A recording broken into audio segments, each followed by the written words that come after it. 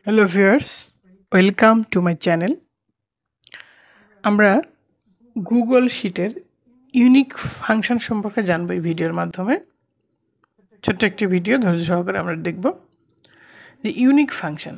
এখানে দুটো টেবিল দেখতে পাচ্ছি, একটা টেবিলের মধ্যে ডাটা আছে আর একটা ডাটা নেই, এবং এই ডাটাগুলোর মধ্যে আমরা রিপিটেশন দেখতে পাচ্ছি।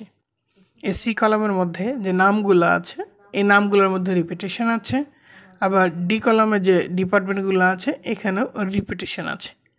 কিন্তু আমার কোনো কারণে যদি এটা টেবিলটা অনেক বড় হয় এবং ইউনিক ভ্যালুর প্রয়োজন হয়, যে আমার একটা একবারই লাগবে, সেক্ষেত্রে এমপ্লয়ি নামের ক্ষেত্রে আমরা যে কাজটা করতে পারি, সরাসরি ইউনিক ফর্মুলাকে কল করে নিয়ে আসবো। ইউনিক ফর্মুলাকে কল করে নিয়ে আসার পরে জাস্ট ব্র্যাকেট ওপেন এবং আমি এই কলামটাকে সিলেক্ট করে দিলাম। সি কলামে যতদূর পর্যন্ত ডাটা আছে দিয়ে ব্র্যাকেট ক্লোজ দিলাম, এন্টার। এতে দেখা যাচ্ছে কি আমার মাত্র এই কয়টা ডাটা আছে, অর্থাৎ এখানে 5 জনের ডাটা আছে। অর্থাৎ এখানে নাম যদি 11টা হয় কিন্তু ইউনিক নাম আছে 5 জনের। আবার যদি এরকম প্রয়োজন হয় যে না আমার ডিপার্টমেন্ট সহ লাগবে, এখানে দেখা যাচ্ছে যে মিস্টার ফরহাদ সে এই সাইডে ডিপার্টমেন্টে আছে, আবার 6 নম্বরে দেখতে পাচ্ছি ফরহাদ সে কিউসি ডিপার্টমেন্টে আছে। আবার এখানে আরিফ এই সাইডের ডিপার্টমেন্টে আছে 2 নম্বরে, 11 নম্বরে আছে আরিফ এই সাইডের ডিপার্টমেন্টে আছে। অর্থাৎ উপরের দুটো ফরহাদ একই ফরহাদ নয়, দুই ডিপার্টমেন্টের ফরহাদ। এবং 2 এবং 11 নম্বরে যে আছে সে যে আরিফ আছে এবং সে একই ডিপার্টমেন্টের আরিফ। এরকম যদি হয় যে একই ডিপার্টমেন্টের যদি 2 জায়গায় থাকে আলাদা লাগবে, কিন্তু একই নাম আলাদা আলাদা ডিপার্টমেন্টে আছে, সেই ডাটাটাও আমার প্রয়োজন হবে। সেক্ষেত্রে আমরা যে কাজটা করব, এক্ষেত্রেও ইউনিক ফর্মুলাকেই কল করব, কিন্তু যে রেঞ্জটাকে সিলেক্ট করব সেটা হবে 2টা কলাম, অর্থাৎ নেম এবং ডিপার্টমেন্ট 2টো কলামই সিলেক্ট হবে। সিলেক্ট হওয়ার পরে এখানে ব্র্যাকেট আমি ক্লোজ দিয়ে দেব, এন্টার দিব। দেখেন এখানে 11 পর্যন্ত ছিল, এখানে কি হয়েছে একটা কম এসেছে, অর্থাৎ 10 পর্যন্ত এসেছে। অর্থাৎ এখানে যে ফরহাদ ছিল এই সাইডে আছে, আবার এখানে যে ফরহাদ কিউসি সেও আছে। শুধুমাত্র আরিফ নেই, আরিফ যে এই সাইডে এখানে ছিল সে এইখানে এসে আর এখানে তাকে দেখা যাচ্ছে না, কারণ একইজন ডাবল হওয়ার কারণে সেটাকে ইউনিক ফর্মুলা এটাকে অমিট করে দিয়েছে। আবার এটা কিন্তু ডাইনামিকও বটে।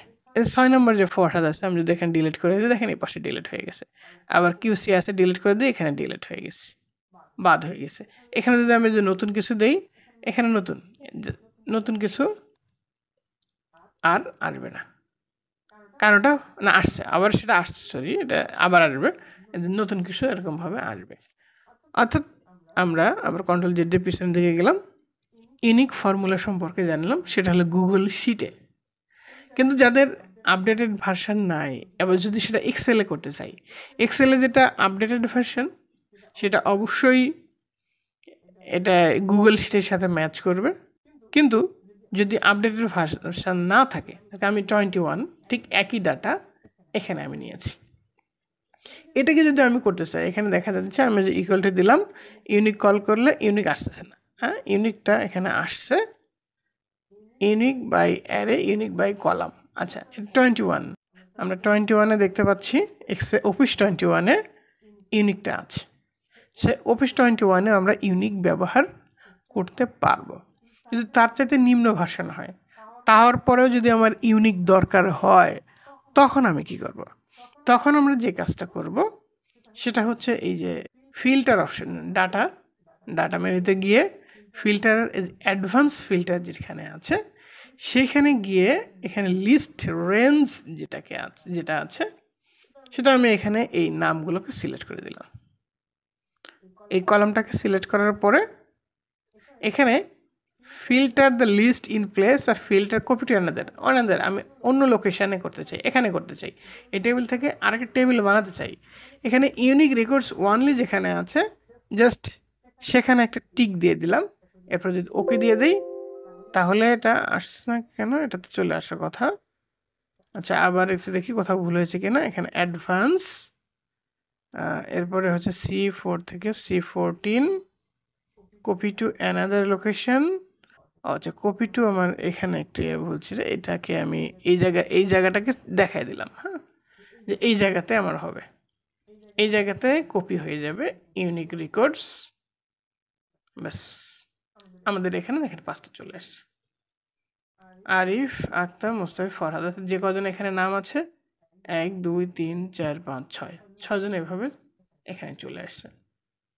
ঠিক এখানে যদি আমার ডিপার্টমেন্ট সহ প্রয়োজন হয় সেক্ষেত্রে আমরা একইভাবে কাজটা করব। তবে এটা কিন্তু ডায়নামিক না। এখানে 2 নম্বর ডিলিট করে দিলাম, ওখানে কোনো ডিলিট হয়নি। আগেরটা ছিল ডায়নামিক, কিন্তু এটা ডায়নামিক না, এটা বারবার করে নিতে হবে যদি আমাদের ব্যাকডেটেড কোনো অফিস আমরা ইউজ করে থাকি। যাক, তারপরে আমরা যদি পুরা ডিপার্টমেন্ট সহ করতে চাই, দেখি কি হয়। অ্যাডভান্সে গিয়ে এখানে রেঞ্জটাকে সিলেক্ট করতে হবে 2টা কলাম, অর্থাৎ এখানে আগে একটা ছিল, এখানে আমি 2টা কলামেই নিয়ে নিলাম। নিয়ে নেওয়ার পরে কপি টু অ্যানাদার লোকেশানে এখানে ফিল আপ করে দিলাম। কপি টু কোথায় কপি হবে? হ্যাঁ, আমাদের এই জায়গায় H4ই আছে, এখানে H4 সিলেক্ট করা আছে, H4ই হোক। ইউনিক রেকর্ডস অনলি টিক দেওয়ার পরে যখন আমরা দিলাম, দেখেন এখানে 10টা এসেছে। এখানে 11 পর্যন্ত ছিল, এখানে সিরিয়াল যদি আমরা দিতে যাই তাহলে সেটা 10 পর্যন্তই আসবে, কারণ এখানে যে একটা কম আছে। আর এভাবে করলে কিন্তু আমার বারবার করতে হবে, এটা কখনো ডায়নামিক হবে না, কারণ যারা অফিস আগেরটা এখানে ইউজ করতেছি সেক্ষেত্রে। এরপর আমরা ইচ্ছা মতো বর্ডার দিয়ে নিলাম, অর্থাৎ একই ফাংশন আমরা সব জায়গায় করতে পারি, বিকল্প ব্যবস্থা আছে, তবে আপডেটেড ভার্সন ব্যবহার করলে ভালো। আর আপনাদেরকে জানিয়ে রাখছি, আমাদের basic to advance excel course অতি শীঘ্রই শুরু হতে যাচ্ছে। আমাদের ভর্তির ঠিকানা বা ভর্তির যে লিঙ্কগুলো থাকবে সেগুলো এই ডেসক্রিপশন বক্স বা কমেন্ট বক্সে দেওয়া থাকবে। যদি ইউটিউবে হয় তাহলে ডেসক্রিপশন বক্সে অবশ্যই পাবেন, আর যদি এটা ফেসবুকে দেখে থাকেন তাহলে কমেন্ট বক্সে পাবেন। আমাদের যোগাযোগ করলে অতি অল্প খরচে, অতি অল্প সময়ে আপনার যেটুকু প্রয়োজন সেটুকু আপনাকে শেখানো হবে। Thanks for viewing.